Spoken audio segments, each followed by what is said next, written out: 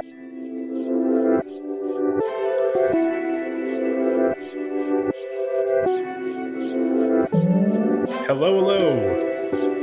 Welcome to the Make It While You Fake It podcast. A podcast about running a custom furniture and woodworking business while also trying to start a community makerspace outside of Philly.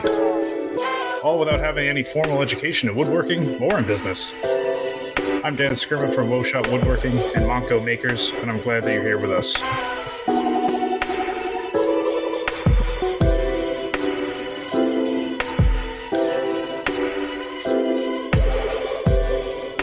All of your massive following.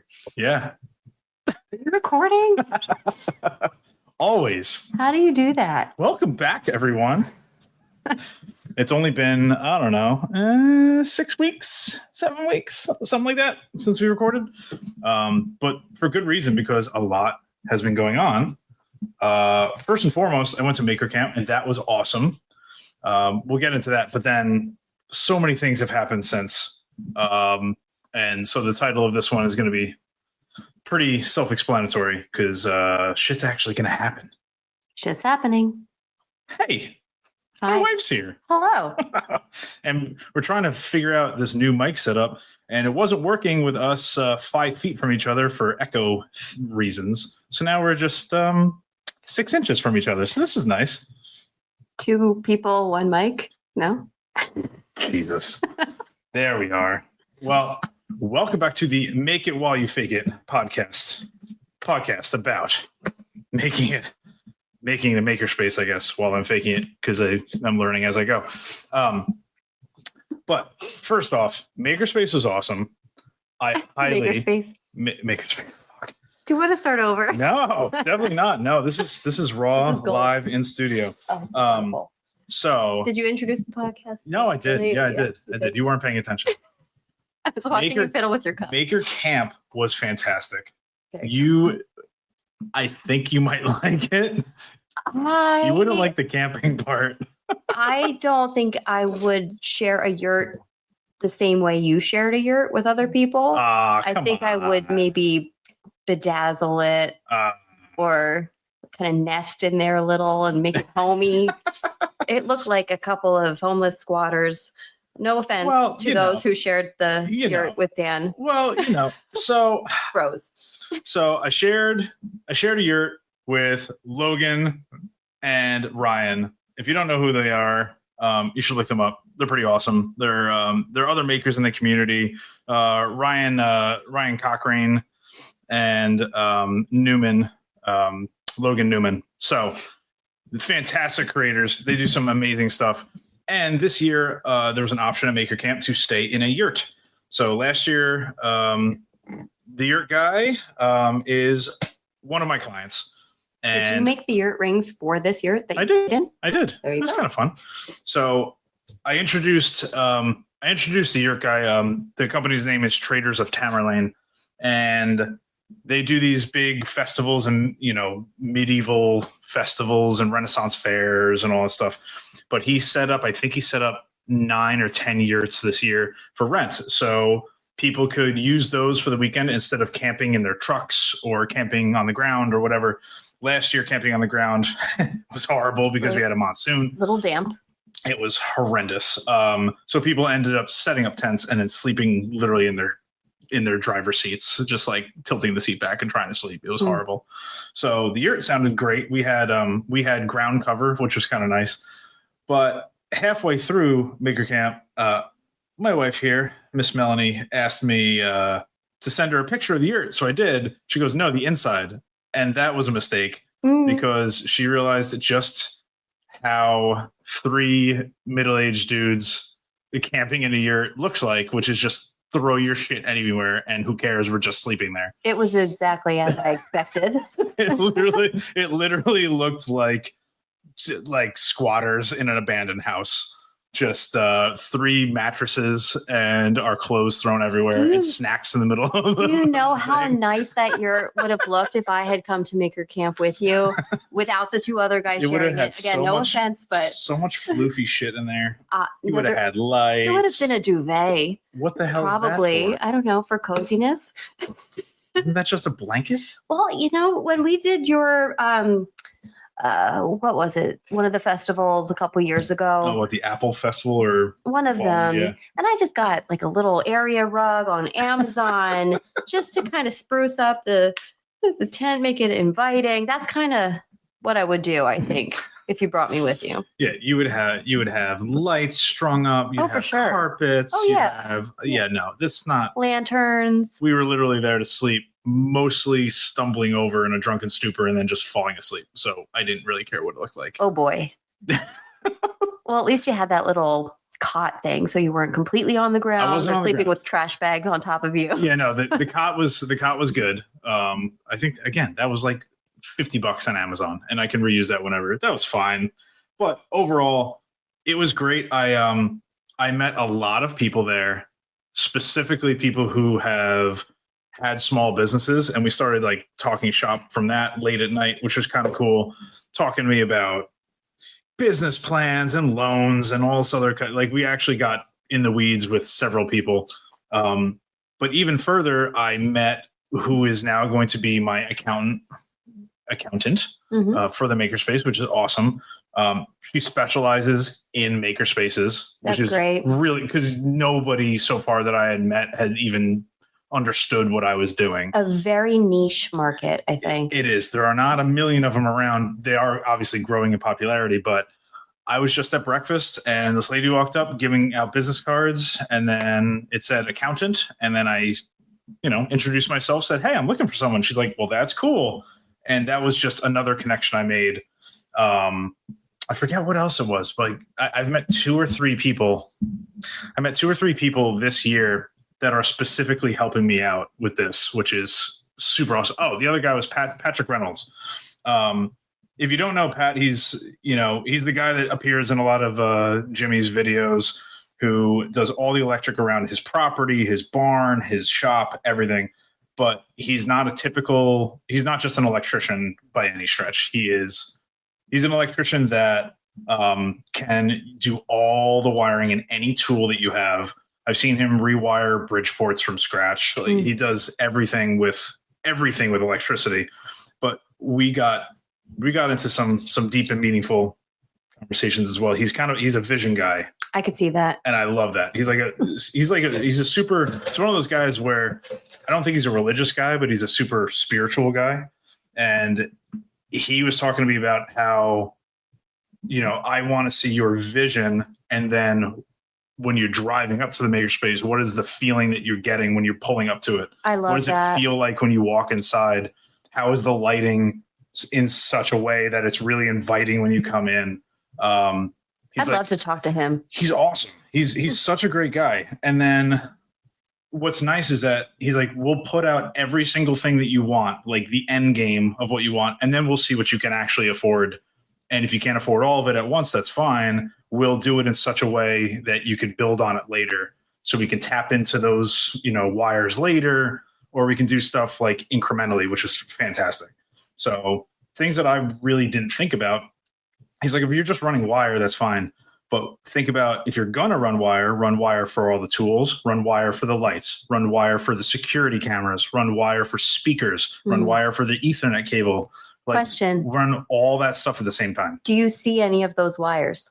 Well, no, of course not. That's beautiful. Yeah, and if I do, I'll spray paint them the color of the ceiling. How about that? Perfect. Hey, Pat, all we care about is that we don't see the wires. That's all my wife cares about. Oh, but wires they're necessary, but when they're piled on top of surfaces and just on the floor and coils, like in front of me, dusty and my whole desk, right? But that's going to be. I'm really stoked to find the location, because then I could start talking about layout and doing a giant. We're going to be doing a big model of the whole layout in graph paper, and I'm going to cut out all my tools. Ooh. And then place them in different configurations. Do you know anybody who does 3D models? Everyone listening does 3D models. Because that would be so cool. Yeah, that's going to happen too. That would be awesome. Well, that's going to happen just because that's what I'm going to.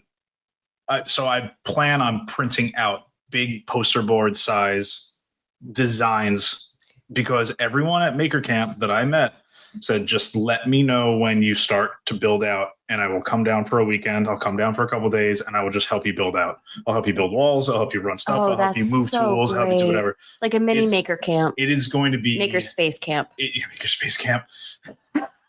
That's great. MakerspaceCamp. TM. No spaces in that word, just MakerspaceCamp.com. I love that. That's actually pretty cool. I'm great. And you know what? Man, the ideas are flowing. Uh-huh. So during build out, we'll camp in tents inside the building. Uh-huh. Oh, that's cool. Uh-huh. Okay. Writing that down. Well, you don't have to. It's recorded. So I'm writing that down in my ADD brain. That's awesome. I love that. Yep. You're welcome. Oh, that's pretty cool. All right, sweet. So MakerspaceCamp is going to happen. But it's great. I've had, I put into the budget, I'm going to need whatever. I throw a number out there. I was like, I'll need $12,000 for running electric. Like, I just throw that out there. I have no idea how much it's going to cost. But I do know that I will have a ton of people there with just hands and to help. So like, where do you want me to move what? Like, that's awesome. And experienced people too who have, actually a passion for this. Yes. And I feel like most people who sign up also would fall into that camp. Oh, yeah. Yeah. Obviously. Well, right. Everyone that's going to be helping me has their own shop. So they're going to know layout things. They're going to know how tools work. Just that kind of stuff. One of the first things we're going to do after actual build out, like building the physical walls, is going to be putting up dust collection. It's going to be running it all along the floor and lifting it all up on ladders, multiple ladders and scaffolding and hanging it from the ceiling. Yeah. That just benefits from the more people, the better. Because I've seen all the YouTube videos of guys doing it themselves and it looks like it sucks if you don't have help doing that kind of stuff. This is when, for the first time in my life, I'm going to call in all favors of anyone who wants to come help, because I hate asking for help. You are the first person to volunteer to help whenever anybody puts a blast out there or asks you directly. Like, no matter what's going on in your life, you will just drop things and help out. That is true. So it is, I think you've paid it forward maybe enough that it's time that you could call in. Yeah. But because it benefits the community. Well, right. Exactly. It's not for you. No, definitely not. So that is exciting. So Maker Camp was a huge success. I really want to try to get there every single year. I think it's beyond just like the actual things themselves. I did some fun stuff. I learned how to sew. Yeah. So I made 2 bags for my kids, like 2 kind of pencil cases bags. Yeah. So those are pretty cool. I had never sewn before. You did a great job. It's really fun. Patty is an amazing teacher. Patty from Brooklyn.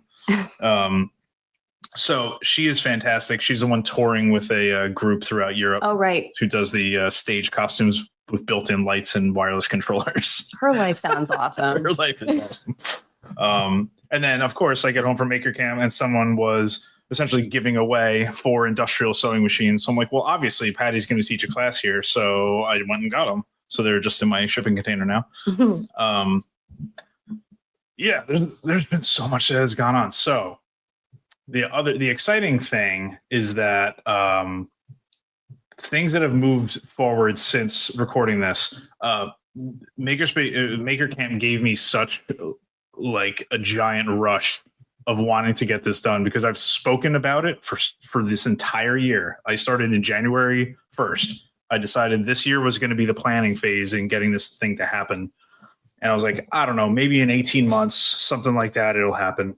I went to Maker Camp and I wanted it to happen immediately, which obviously it can't, and I need to be patient, but it got me kind of off my ass and finished the business plan, finished 3-year financial projections, which is pretty much the requirement.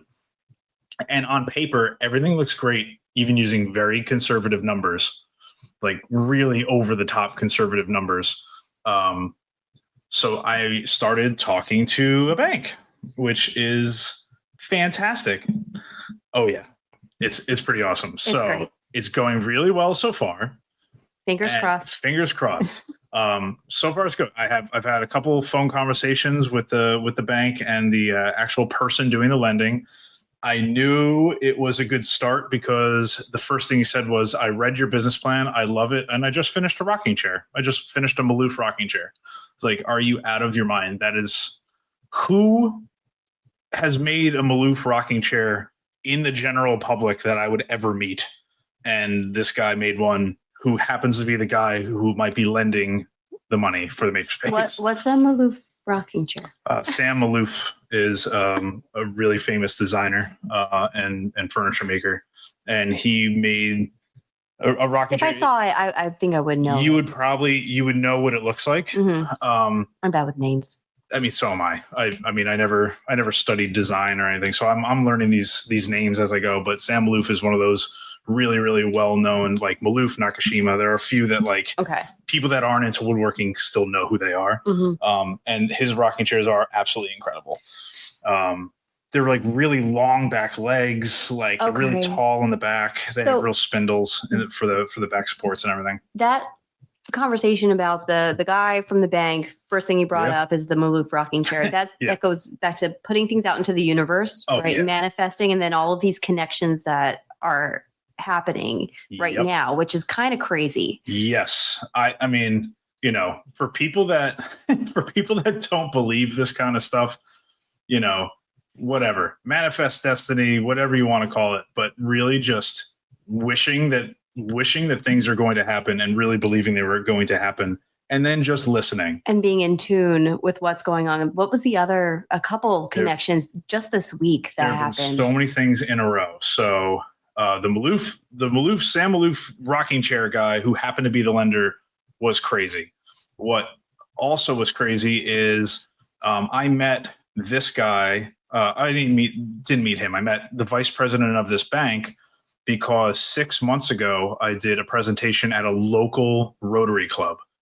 And it was literally just me practicing pitching the Makerspace to people I didn't know who had money, because they are, the Rotary Club is generally an older generation of people who have been in the town forever, who want to give back to the town and have connections. So I decided I'll do a presentation. A guy said, "Hey, I love this idea. When you're ready, give me a call." And he gave me his card. He's the vice president of the local bank. So I called him. And what's funny is he said, "All right, I'm going to put you in touch with my lender." That was the guy with the rocking chair. The same day that I called that bank, TD Bank called me and was just like, "Hey, remember we talked a few months ago about possibly starting a business plan or a business loan application? We're ready to talk to you now. So if you want to give us a call." So I hadn't talked to them in months. I was like, I don't know. They're another local bank in town. So I figured I'd try them out, but I hadn't talked with them, and they just happened to put that out there as well. The guy that came to look at the lumber yard. Yeah. So other things. I'm like, so after talking to the bank, one of the things that, a bank wants to see for an SBA backed loan, and anyone who has used an SBA backed loan for a small business or whatever knows this. I didn't know this. Again, I'm learning as I go. They're like, you want to have 10% of that total loan in the bank sitting there. I'm like, okay, well, I need to raise some money somehow. And that day, a guy stopped by the shop because he was sent there by some other buddy who I did work for, and I don't know who it was. But he said, "Hey, so I run a high-end antique store, and I have a friend make me Nakashima-style furniture, tables and chairs and desks and everything for my antique shop. And I'm looking to buy some of your lumber in bulk." I was like, okay. I've never had anyone ask me to buy lumber in bulk before. So all of a sudden, I could potentially make some of that money up by selling lumber in bulk. I'm like, out of curiosity, who makes your furniture? Oh, this guy, Joe Pepe, who I am friends with, who I go to a Christmas dinner with every year. I sit next to him and we talk every year, and I know him personally. Joe's great. And Joe's an awesome dude. He really is. And so all of a sudden, the random guy stops him in the shop, says, "Hey, I want to give you some money to buy slabs." So that this guy that you already know is going to make me some furniture. Awesome. So cool. And then the next day I said, well, you know what? I'm renting a shipping container now. I really need one that is dry. So the one I'm renting now it smells like mold. Like the floor needs to be replaced. I'm only renting it. I don't own them one, so I'm not going to put work into it. But I put it out there. I'm like, I need a shipping container. 95% of the shipping container ads on Facebook is just crap. It's just a scam. They all come from Newark, and they want you to give them money up front, and then they'll probably just run away and turn away, and then they abandon you and ghost you and take your money. A guy, not necessarily, but probably maybe. So the next day I get an ad, like I see it scrolling through Marketplace that, oh, look, a shipping container. It's 5 miles away from here, and it is $1,000 cheaper than all of these scam ones are advertising from Newark. And I call the guy up. He's like, yeah, I have had no luck because people don't actually call me. And he's a local contractor, and he got really excited about the whole Makerspace thing. He wants to be a member when we open. And he's like, that's great. Here's my guy's number who can move it. So I ended up getting a shipping container, a nice, dry, like not rusty at all shipping container to store all the Makerspace stuff. Who's the guy that had your area code? Oh, yeah, that was someone else. Yeah, it's really funny. All right. So the last thing that was just generally coincidental this week was the CNC that I have is nice. It's a 5 foot by 10 foot CNC. It's great. Techno CNC brand. And it's fine. It just was never the end unit that I want. I really want the Laguna IQ CNC for the Makerspace. It's just much more capable as tool changers, all this crap. But I didn't want to move the CNC I have twice. Move it into a shipping container and then move it to the Makerspace when I get the location. I just wanted to move it once. So a guy came in and said, hey, I'm looking to buy your CNC. I said, okay, but I do have commission work for the holiday season and all that kind of stuff. I'm using it for the next couple of months. He goes, that's perfect because I'm about 2-3 months away from needing it. So I go to exchange his information, and he goes, all right, what's your number? And I start giving him my area code. He goes, get out of here. And he's like, that's my area code. Both of us are outside the Philly area right now, and both have the same New York area code, which he thought was hilarious because I ended up growing up a couple towns over from him in New York. All this stupid stuff is like, you think it's coincidental until it happens more and more often, all in a row, because you're just open to it happening. It sounds very floofy, but it absolutely is the way it's going. And I am absolutely hell-bent on getting this thing open. The next phase is going to be the part where I really put stuff out to the world, where, when, I'm not going to say if anymore, but when I get this loan going and it's time to find a location, I'm putting it out there that I'm going to find a really awesome location pretty close by. I hope so. There are so many potential areas around here that could work out. Specifically a place in my downtown, like on the main strip in my small town. Oh, it'd be so great. Would be really, really cool. I'd like to hear from people, though, if they have any ideas or like preferences. If you're somebody who's going to join a makerspace, would you, how far away from the turnpike would you travel? Or, sure. Is local traffic more annoying to you? That kind of stuff, because I don't know if that would, at the end of the day, influence your decision. I don't think so, but it could help kind of guide you in the right direction. I mean, so in a perfect world, my location is obviously easy to get to, with a lot of parking, with a lot of area outside where I can put my shipping containers in a covered area for blacksmithing down the road, all that kind of stuff. But an air-conditioned space that I don't have to worry about installing that myself. With I need a concrete building with fire suppression because of all the sawdust, just for insurance reasons. And ideally somewhere where it's walkable to food. You know what? If they had house hunters, but commercial space hunters. Everyone outside of Philly who's a commercial realtor, these are my requirements. 3-phase power, parking, air conditioning. Really good vibe, I'm going to build the vibe. I don't care about the vibe. Vibe we're going to build. I'm kidding. It's just, But yes, finished, if wrap someone around has porch. wrap around porch, white picket fence, all of it. Yeah. At least an acre, at least. Even better, the guy buying my CNC is a commercial sign company. Oh, that's right. That's so he's like, so you need a sign for you? You're probably gonna need signage for the Makerspace. Multiple signs? Yep. I was like, big ones. Give me a big old sign with your face on it. like 2 thumbs up. Like what's his face's tattoo? Like Steve-O's tattoo of himself on his back. Like me doing that 2 thumbs up thing. Absolutely. That's not good for business. Nobody wants to see that. No one wants to see that. But I do have a muralist lined up. That's cool. Which is kind of cool. I already gave her the idea of literally a giant mural behind the reception desk of a tree whose branches are growing out, turning into tables and stuff. It's actually kind of cool. It's going to be very abstract and interesting. She does lots of abstract stuff. Maybe not behind the reception desk, but I definitely like the idea.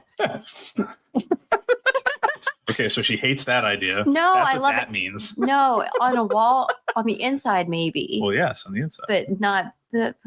We have. I've got a vision too. Okay, she's got vision. This is why we're married. We balance. For me to put ideas up, and then instead, and I guide those. I guide those ideas into your ideas. I help shape them.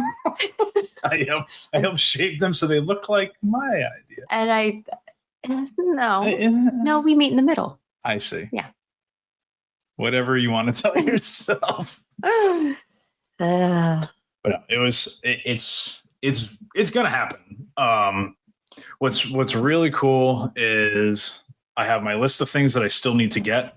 I'm working with H Valley Tools locally because they're going to be providing all the lathes for the lathe classroom, which is pretty sweet. You got to check out the videos on YouTube. Yes, I do the YouTube videos for all their products at H Valley Tools on YouTube and hvalleytools.com. They are going to be likely a sponsor, which is pretty sweet. And that's been an ongoing relationship because they've been spreading the word out. I gave them flyers for the Makerspace. They've been passing them out to everyone that shops in there. They're a great shop. They're awesome. And the stuff that they're making is very, very cool. So we're going to have an entire retail section specifically for, jigs and tools. And that's the thing. I'm curious to hear what people think about this because yes, we will be a fully outfit shop. You're going to have everything that you need to do projects, right? But at a certain point, people do like specific tools and they like higher end tools. Having super nice tools in a makerspace is not really a smart business decision. No. Having top of the line Lee Valley everything and all your hand planes and really expensive pole saws and just really expensive chisels, like all this kind of stuff that people will abuse, and that's the reality of it.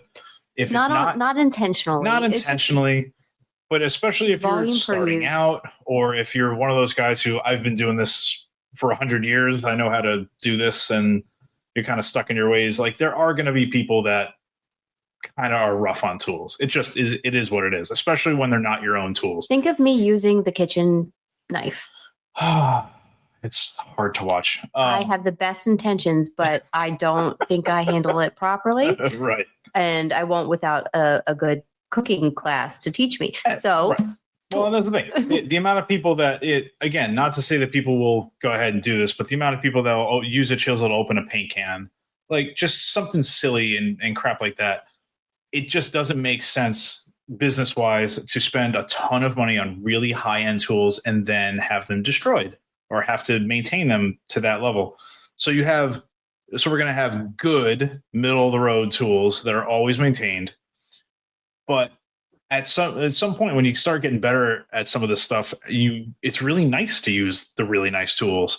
So one of the things we're going to have a whole retail section that has higher end tools that if someone wants to buy them and use them for themselves, by all means, please do that. I met several vendors and several companies and brands at MakerspaceCamp that want to have a presence in that retail section.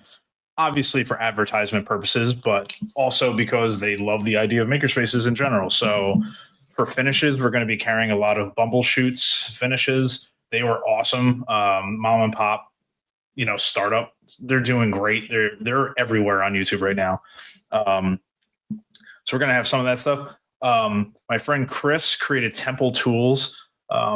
He had hosted an entire timber framing class where people were literally building parts of his house. Is this your new best friend? He is my new best friend. What's up, Chris? He created Temple Tools. So he loves hand tool woodworking. He loves everything about Japanese joinery and woodworking in general. Went as far as to go to Japan for something like 2 weeks. To visit the factory that was making his tools that he designed himself. And then he went to essentially do quality control and see what the final product looked like to make any final tweaks. And he had some final tweaks to make on it, but he is carrying these amazing line of saws that are going to be carried in the makerspace, which is super awesome. That's great. My buddy Logan, who I shared the yurt with at Maker Camp, he is kind of a master of making jigs. He does a lot of really handy things that it's one of those things where I could have jigs laying around all over the shop, but I'd rather have them available to people who want to purchase them and reuse them.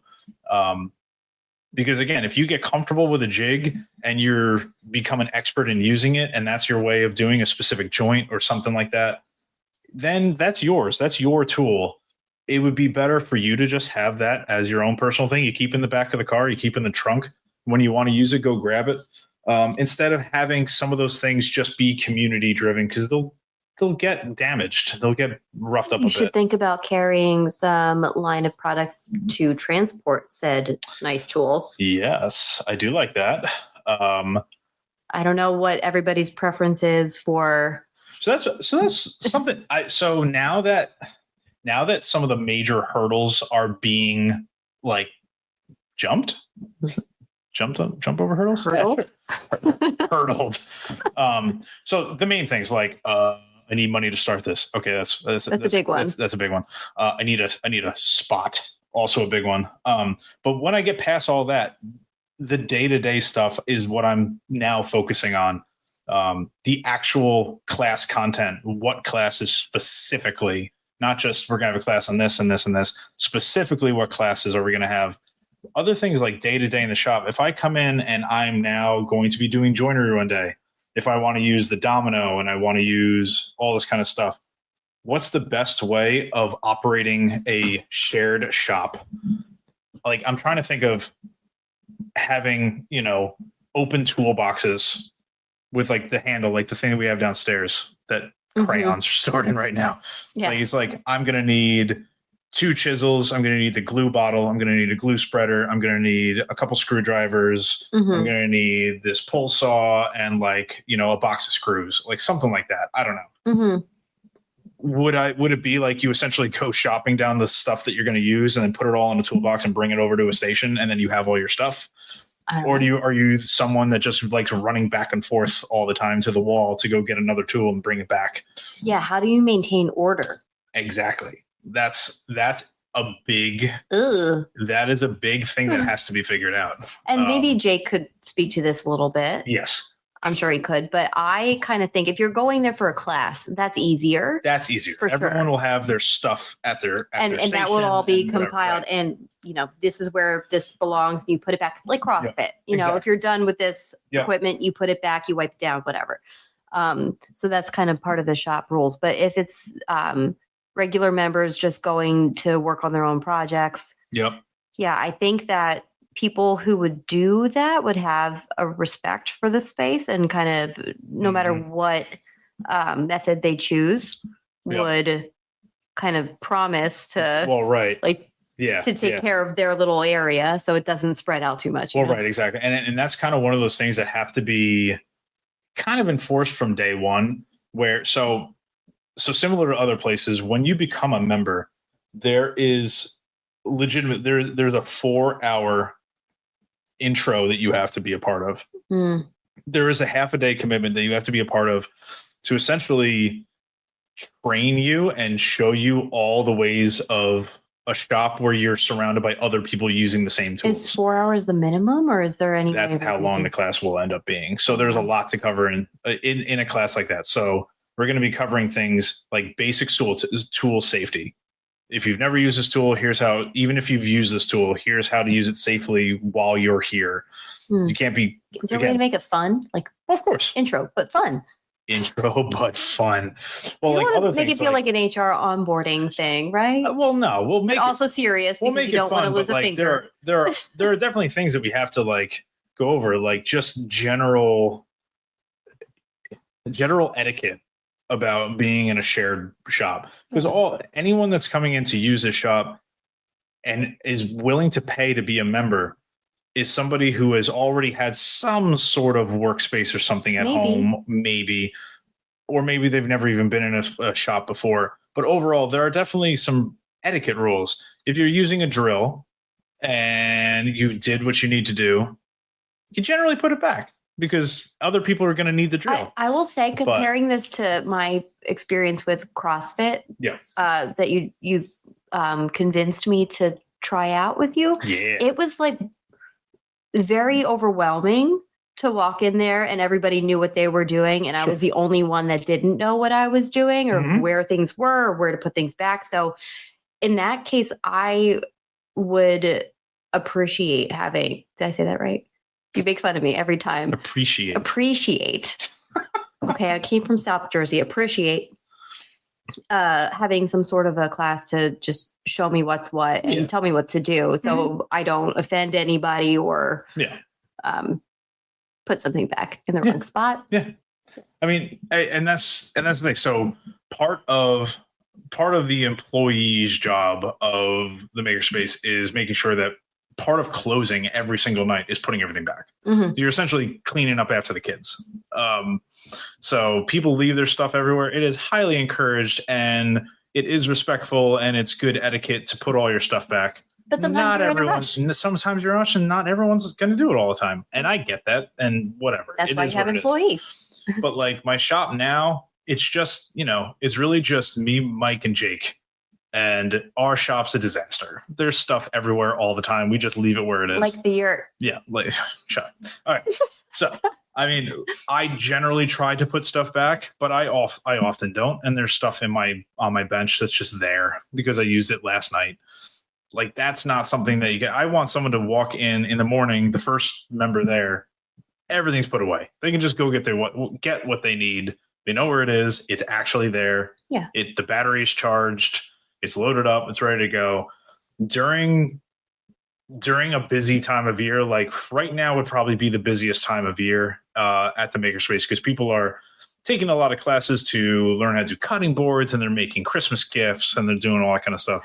If there are 10 to 15 people at the same time in the shop for hours on end, it's gonna, it won't be crowded because we're gonna have enough space, but we're only going to have so many of each kind of tool. I'm not going to have 15 dominoes. Not to start up, right? Not to start up, especially. So it's just going to be one of those, like, I'm done with a tool for a while. I'll put it back or I'll just whatever. I think that's probably just going to have to be something we learn as we go. Yeah, like what the best I don't think that's anything is. that you could really enforce. Because I'm thinking about the way that you cook versus the way that I cook. And let's not talk about my cooking skills anymore because I already told you did open that door. I told everyone about my knife skills. Yes. But there are the people that as they're cooking, they put everything in the sink as they go. And then there are the people that leave the stuff out on the counter because they know they're going to use it again. Yeah. And neither way is right and or there's wrong. Some people that put like 12 single napkins and paper towels all throughout the kitchen. You never know when you're going to need a napkin. And so, at any point in time, there's at least 1 or 2 napkins within a foot of you. Oh my gosh. It drives me crazy. But yes, people work differently. And that's okay. And that's fine. I can't expect somebody to go to the wall, pick up a drill, go find the bit they need, come over, screw in 3 screws, and then go put the bit back and put the drill back and then walk back to the thing. Like, I can't expect that. That's the point of having employees that are on the floor and helping out and, there to encourage or, say like, oh, for this project, this is probably the best thing. And that's how it kind of keeps. And honestly, if I'm the person that is managing the shop on a given night, I'll walk around and be like, you can notice what people are building.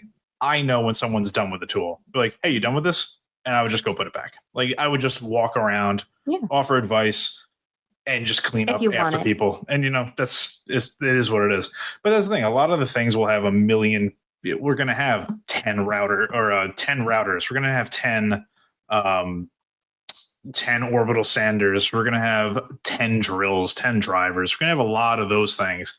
But some of the other things that are very expensive tools, like a domino, which is whatever, $1,400, not going to have 5 and 6 of those. We're going to have probably one. It's a startup. Maybe 2, but probably one. Until it's always being competed for and people are always wanting it. Okay, fine. Then we'll get another one. And that's the beauty of having a startup makerspace, because you would listen to your members. Yes. Right. And you would be able to do like a study. We would have surveys. Yes. Yep. So similar to your corporate job or whatever, we would have, probably not every month to be annoying, but every once in a while, every couple months, have member surveys go out. Be like, how satisfied are you with the number of this tool, the number of this tool? Like, what is the quality of this tool? Is this what you expect when you're a paying member? Or even just like a suggestion box. Like everybody's kind of different. Do you want to go on your computer and fill this stuff out? Or do you want to just, hey, I have an idea, I'll write it down, or I'll text you. Yeah. And that's kind of the open communication that I think you're going to encourage. Absolutely. And that's the thing, because a lot of people are just going to be starting out and they don't know how to use things or what they need or whatever. But as you get into it, you'll learn. So it's going to be very cool. I'm very excited for that part of it, and to build that kind of really cool culture where everyone is like working together to make the whole experience better. And I'm really excited about it too. And I'm kind of, I won't say dorky, but I'll randomly think of something as I'm falling asleep, and then I'll just like shout it out. Like I said, a maker as like a what? A maker. What the hell is that? I don't even know, but it was like 2 a.m. I'm like, this is great. And now I say it out loud and it does not sound great. No. But MakerspaceCamp is great. MakerspaceCamp. I love that. But other things like the kids' birthday parties for, ages 8 and up or whatever, to make like a birdhouse or make something like that's a really cool idea. Or to have even a divorcee night, A divorcee night. Or have all the creepy dudes like no, that is not what I meant at all. Guys, singles night. You should probably come out tonight. All the divorcees are hanging out. Let me rephrase. Singles night. Nice. With a project. With a project. You're gonna have to edit that part out. Oh, I don't edit anything. I know. That you know what? Why not have a singles night? It'll be fine, and then we'll pick out of a hat and be like, "You're gonna make a cutting board with this cat over here." Hi. Social networking in person. Nice. Yeah, I mean, I just spoke to more scout troops today about possibly doing classes for entire scout troops. That is super exciting. The kids stuff is going to be next level. That's going to take a while to build that up.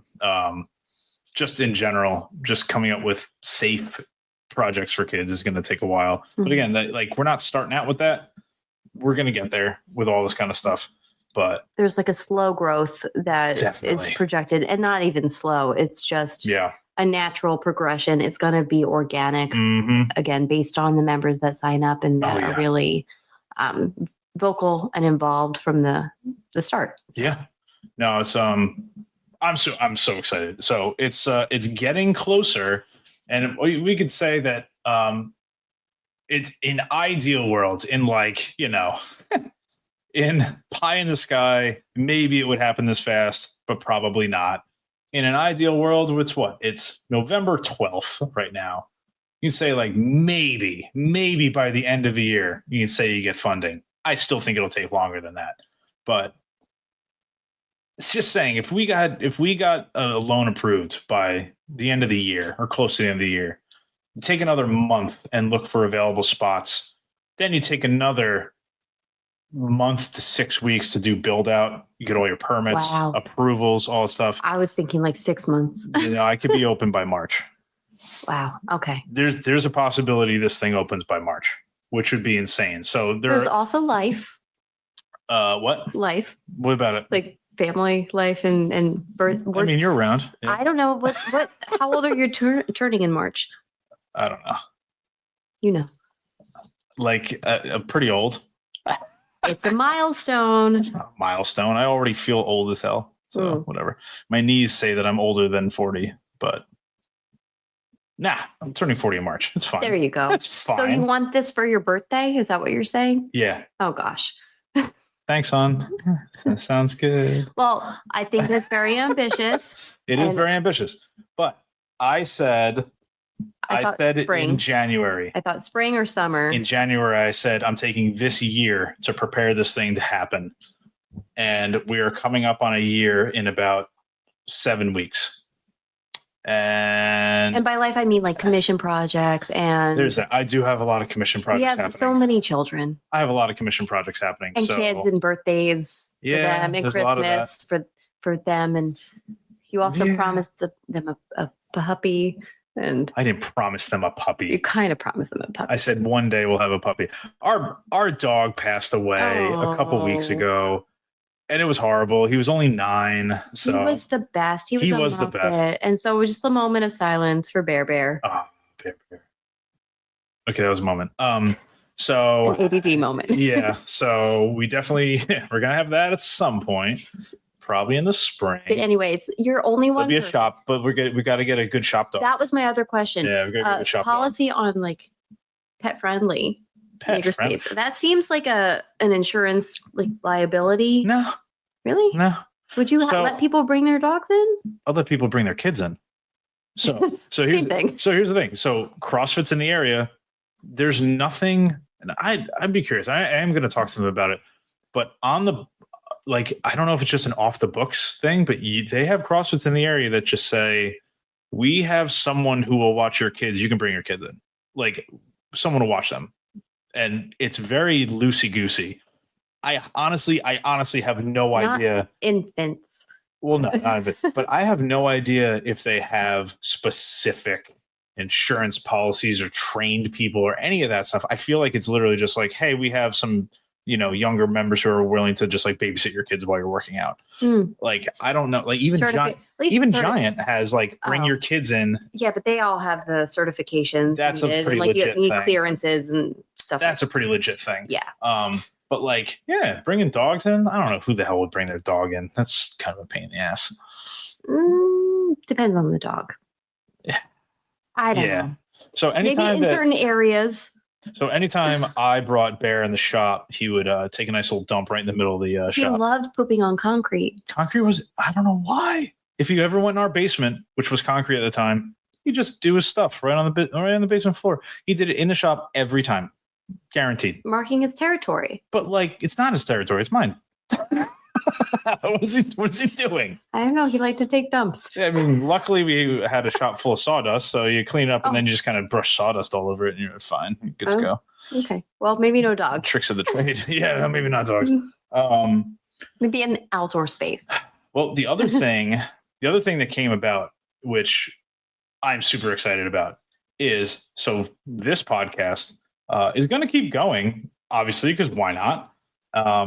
It's essentially free marketing if we, actually get to do it once a week. Or people listen. Well, people listen, and the people. Thank you for listening. Yeah, and we were up to a good audience when we were staying consistent and doing this every week, and that's just like anything else. You need a consistent schedule, and life's been hectic. But when we get back to it, this has been something that I thought about for a while. Having a podcast studio in the makerspace, and for this reason. Not just to have this podcast, because I realized the studio would be essentially empty for every part of the week except for that hour that we do it. Mm-hmm. But So Becca, who's going to be the media manager, she not only does she have 2 Emmys to her name. That's a previous episode. We had an interview with her. You can go back and listen to, but she's incredibly talented with video, audio production, anything around media. She's an expert in. So we are actually going to have. We should talk to Becca about this first, but no, there's other forms of making. Yeah, well, right, exactly. Making content, making content is now that's not for me. I'm not a content guy. I'm not a create YouTube videos as I build stuff. It's just not something that interests me. It's time consuming, and it's very time consuming. Not everybody's brain works like that. Yeah, no, I can't. If I got to cut some wood, I got to cut some wood. I'm not setting up a camera to do it. But if you can, that's great. And you want to encourage that for the people who are interested in doing that kind of craft. The main thing that stops a lot of people from getting into content creation is not having the background or ability to do editing and production and all that kind of stuff. It's a whole other art form. And the people who are really good at it that still do it themselves learned over years of practicing and finding out what works for them. And if you look back at their early videos, you can see how much they've learned. You can see the progression. Or who has reached out to help them. But potentially offering that as a service would be something super, super cool and kind of unique. We have found, and she has sent me some places locally. We have found a couple places that do that locally where you bring them raw footage and they give you a finished product. And then it's similar to photography or any kind of artwork in general, where it's a back and forth like, hey, I like what you did. Could you make it more like this? I have a style that is in my brain that I'm trying to convey to you. Could you edit it to be more like this? Whatever. There's a little bit of a back and forth. Having that as a service could be really, really cool. Renting the podcast studio out for people that either want to record podcasts or just have, content creation production as a service. I could also could be really, really cool. See this as something that college students who I know Drexel has some great programs about this, and other community colleges or honestly anybody who has any interest in social media and content creation could help out with this. Absolutely. I think that could be a unique thing. It may not be the most popular offering that we have, but I also think that could draw younger people in that are looking to do something more than just making projects for themselves. Father-son type of thing. Huh? Mom-daughter type of thing. Hey, mom-daughter thing? I don't know. Somebody who's good with... I don't know. There's something there. What are you thinking of? If somebody is interested in making a fancy rocking chair, and their daughter's like, okay, mom, show me that you can do it. And then comes in and does like a little video of it. A video of it? Yeah, with Becca's help. I don't know. It could be cool. Are you going to do a rocking chair with your mom? Oh my gosh. Jesus. Not my mom. Why not? Peggy can't come in and do Margaret something? Mary can do anything she sets her mind to. Yeah. But the power tools and... it's be really fun. I don't know. Maybe like a challenge. But either way. Ideas. Either way, we're having ideas. And we're coming up with them live right now. Some of them are good. So I think... Some of them are not. I think this is going to happen. And I'm at the point now where if this goes through and finances kind of fall in line and we start looking for a spot, we're definitely going to be putting out a lot of flyers to guerrilla marketing, pretty much. We're going to be pushing stuff all over these apartment buildings that are around us, the condos, the whole local area. I'll probably end up standing outside of Home Depots on Saturday mornings, passing out flyers. So our son is very good at dancing like one of those blow up wacky inflatable tube bands. Yes, wacky inflatable tube bands. So I don't love this idea, but it could be fun. But if we got him some sort of like a Makerspace windsock costume, he would. I'm sure I can get a custom wacky inflatable tube man with the Makerspace logo on it. Sure, why not? No one can read it because it's throwing itself all over. But it'd be funny to watch. It could be funny. But we are getting there, and it is going to happen. Mark my words. We're open in March. Maybe fall. I think. Oh no! Don't do that to me. April. April. I'll give you April. Sweet spot in between our 40th birthday. I mean, I'm 29. Sure you are. Yeah, me too. I have the humor of a 6th grader and the knees of a 50-year-old, but That's whatever. Okay. That's We're okay. getting there. Anyway, if you want to support the Makerspace, you go to patreon.com/MontCo Makers, or go to MontCo-Makers.com. We did a pass on the website. We added a lot more stuff. You could buy gift cards there now. If you want to buy gift cards as a gift for somebody for the holidays or someone who's going to get into woodworking, by all means, go do that. We still have a GoFundMe.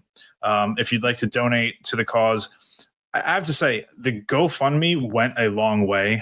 We spent a lot of money, pretty much all of that money, directly towards tools. So we bought out a shop worth of really, really high-end tools, which is super awesome. They're sitting in stores now waiting to go. And that was all due because the community came around and supported us with a lot of money, which was really, really awesome. To everybody who supported. Yes, infinitely grateful to all those people. Stay tuned. If you haven't signed up for the mailing list, you can go to MontCo-Makers.com. Scroll to the bottom. There's a sign up for the mailing list. We're definitely going to be shooting out a lot of information in the next couple of weeks and months on how people can just get involved if you're kind of in the Philly area or you want to come hang out and crash in my basement for a night or something. And then we'll, have RSVPs for MakerspaceCamp. I love it's great. It's so stupid, but it's great. I really like to say this is pretty fun. As long as we have like a working bathroom and plumbing there, I think we'll be fine. That's all you need. That's it. A microwave and some plumbing. Like a Home Depot bucket. That's squatty potty. It's not potty training with our toddler again on the road. No. But we're going to be sending out a lot of information coming up. And, again, if you want to support us, go to patreon.com/MontCo Makers. We're going to try to do more episodes more regularly, especially with these updates that are coming kind of fast and furious. So stick around and look for us next time. Otherwise, we'll see you at the next episode. What would you like to say? Bye. Bye. All right. Well, see you guys later. Peace.